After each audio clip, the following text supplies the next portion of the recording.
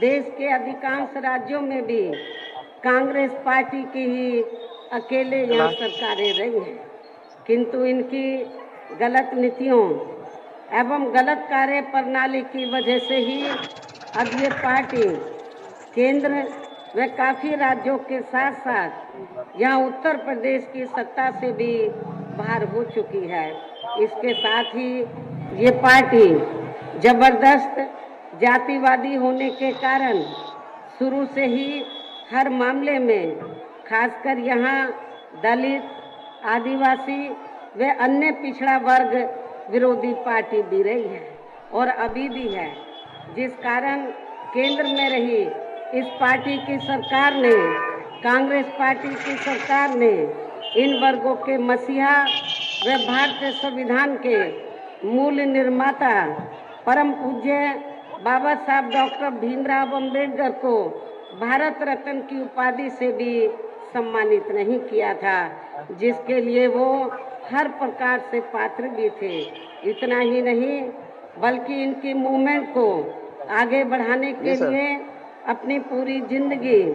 समर्पित करने वाले मान्यवर श्री कांशीराम जी के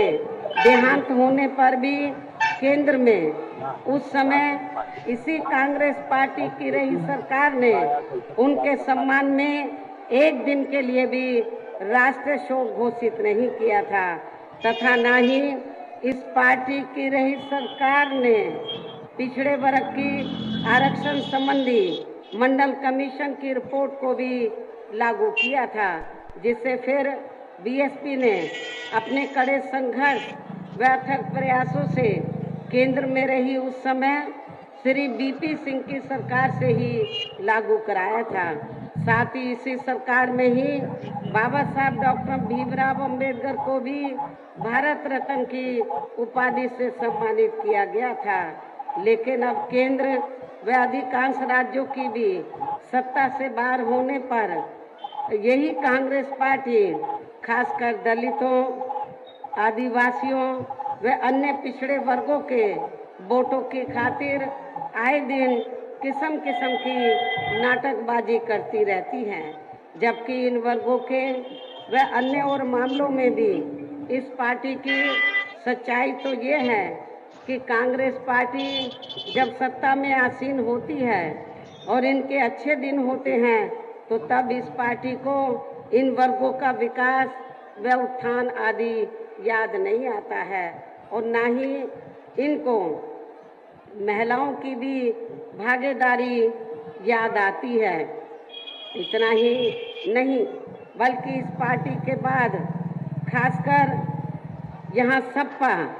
व बीजेपी आदि की बनी सरकार में भी यूपी की जनता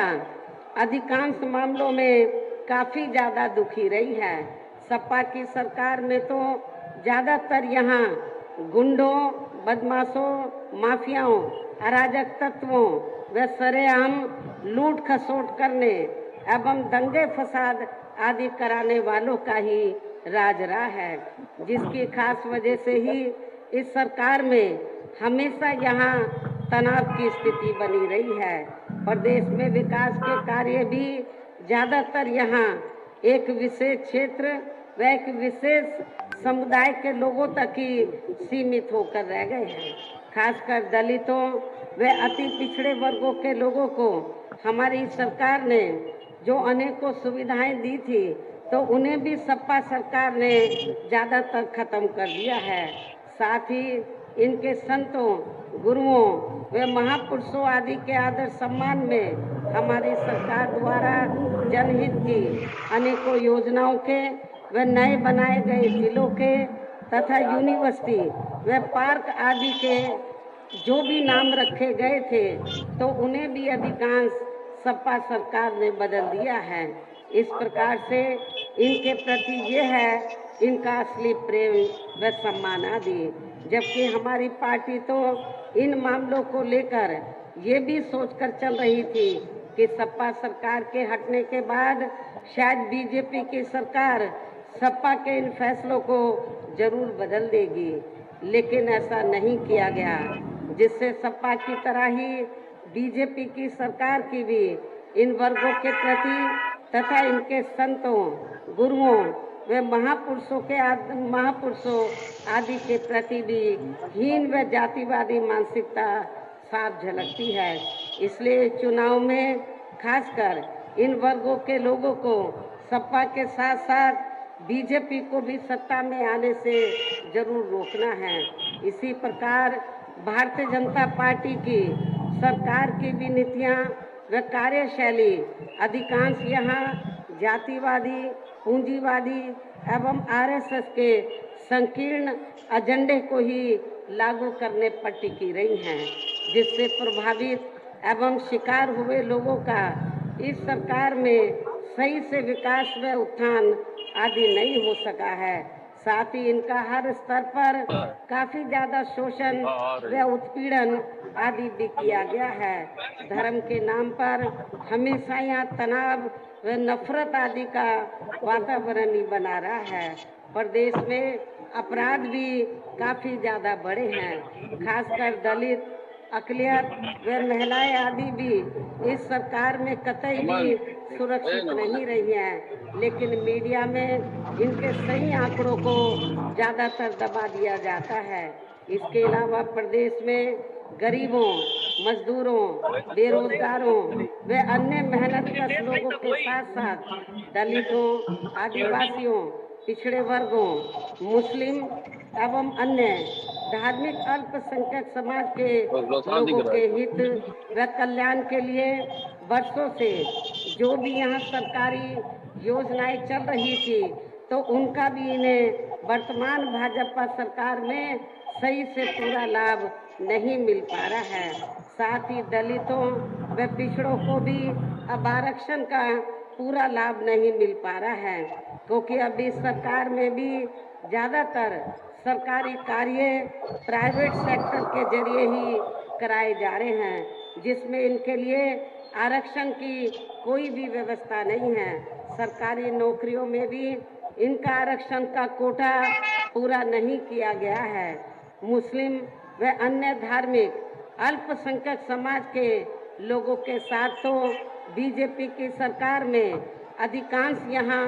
सोतेला व पक्षपात वाला रवैया ही अपनाया गया है। विशेषकर मुस्लिम समाज तो इस सरकार में हर मामले में सबसे ज़्यादा दुखी रहा है तथा हमेशा दहशत में रहा है। वह अपने आप को असुरक्षित भी महसूस करता रहा है। इतना ही नहीं बल्कि इस बार बीजेपी की सरकार में अपर कास्ट समाज में से विशेषकर प्रबुद्ध वर्ग में भी ब्राह्मण समाज हर मामले में अपने आप को काफ़ी ज़्यादा उपेक्षित महसूस करता रहा है। इसके अलावा इनकी गलत आर्थिक नीतियों के कारण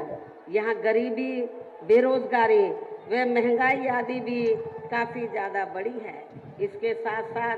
उत्तर प्रदेश सहित पूरे देश के किसान भी केंद्र सरकार की गलत नीतियों के कारण काफ़ी ज़्यादा दुखी व परेशान रहे हैं और अभी भी हैं। साथ ही प्रदेश में बेरोजगार लोगों को रोजगार नहीं मिलने के कारण ही ज़्यादातर इनको इस सरकार में भी वर्तमान बीजेपी की सरकार में भी पलायन करना पड़ा है। जबकि इस मामले में आप लोगों को ये मालूम है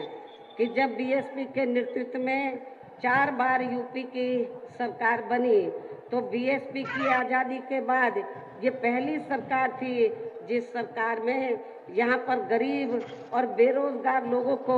रोटी रोजी के लिए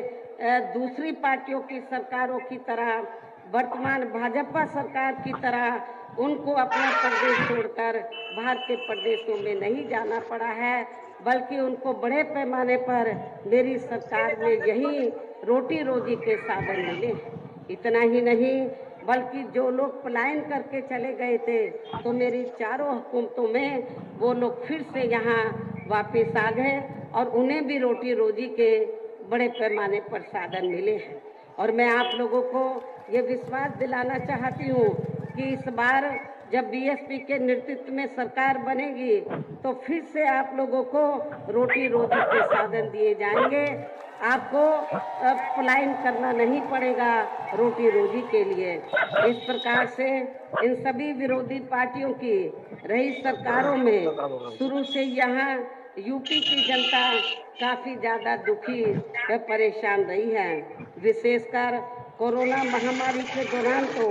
इन सभी की हालत और भी ज्यादा खराब हो गई है। ऐसे में इन सभी विरोधी पार्टियों की रही सरकारों से निजात पाने के लिए अब इस चुनाव में यहाँ प्रदेश की जनता को अपनी एकमात्र हितैषी पार्टी बहुजन समाज पार्टी की ही सरकार बनाना बहुत जरूरी है, जिसने अपने चारों रहे शासनकाल के दौरान बिना पक्षपात व भेदभाव आदि के यहाँ कमजोर एवं उपेक्षित वर्गों के लोगों के साथ साथ सर्व समाज में से गरीबों, मजदूरों, बेरोजगारों, किसानों, व्यापारियों, कर्मचारियों, वकीलों एवं अन्य मेहनतकश लोगों के साथ ही युवाओं, छात्रों, महिलाओं व बुजुर्गों आदि के भी विकास व उत्थान के लिए अनेकों ऐतिहासिक व महत्वपूर्ण कार्य किए हैं और इस बार सरकार बनने पर वो सभी कार्य फिर से शुरू किए जाएंगे। प्रदेश में खासकर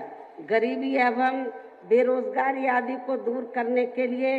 इस बार भी विशेष कदम उठाए जाएंगे और इस मामले में वैसे आप लोगों को ये विदित है कि हमारी पार्टी की रही सरकार ने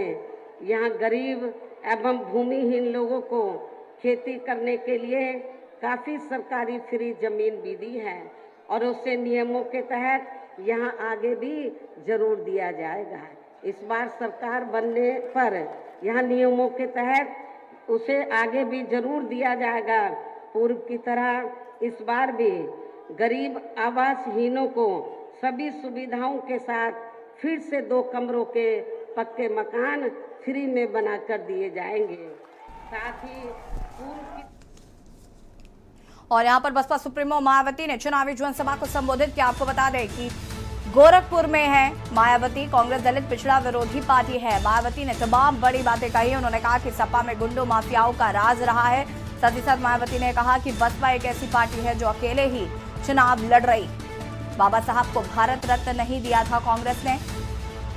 और बसपा पूर्ण बहुमत की सरकार बनाएगी।